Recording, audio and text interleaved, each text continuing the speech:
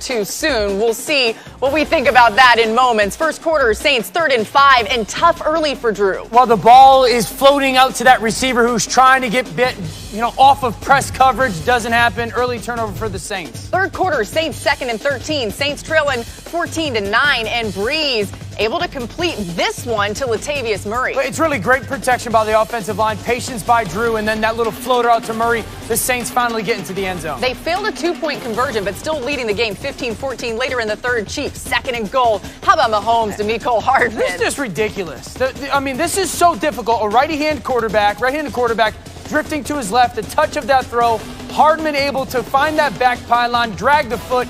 It's absolutely jaw-dropping by the both of them. Chiefs retook the lead there, 28.7 catch probability for that catch. And how about Breeze right there to little Jordan Humphrey? You get man-to-man coverage, you got the seam, hold the free safety, put a little air on that ball, back shoulder, easy completion. And here's Le'Veon Bell getting it done for the Chiefs. This was a good physical finish on this run. Hopefully Lev Bell's okay. That kind of salted that game away with a little bit of a throw, and Le'Veon Bell on the edge. Back and forth all the way throughout. Chiefs run out the clock. They win it 32-29. Were you a righty-handed quarterback, Dan? I'm amphibious.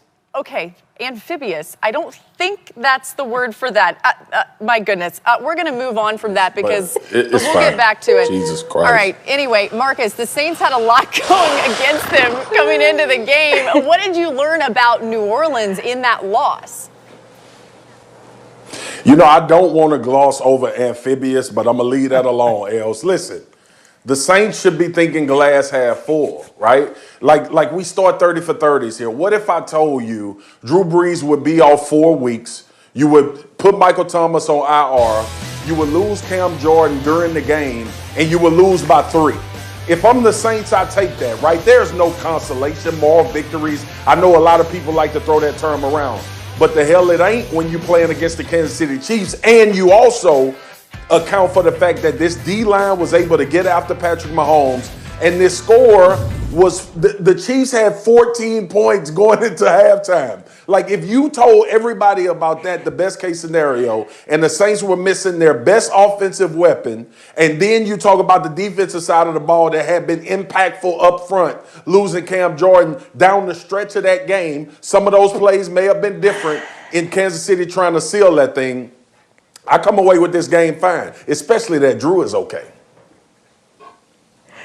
If I'm a Saints fan, I'm not amphibious, but I am a little ambivalent about what happened. There's this mixed emotions because on one hand, if you're trying to put together a blueprint for stopping Patrick Mahomes, this is something we've talked about all season. How do you do it? The Saints defense kind of showed you one in the first half, right? I mean, they had the highest pressure rate in the NFL this week and the second lowest blitz rate. What does that tell you? They were getting home with 4, disrupting Patrick Mahomes from the outside and the inside. They were sitting back in too high, forcing him to dink and dunk his way down the field.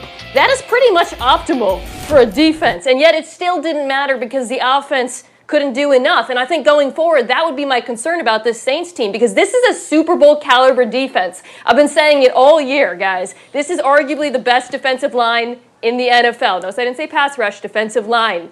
But unless Drew Brees looks a lot healthier and better than he did last night, it won't end up mattering because they've got no chance. I think the thing that it doesn't matter with is the fact that the Chiefs are not going to lose a meaningful game this season. I mean, this was the perfect storm. Ooh. On the road, #1 defense in the NFL, Mina pointed to. One of the best pass rushers in the NFL, 3 starting offensive linemen out. And Patrick Mahomes still finds a way.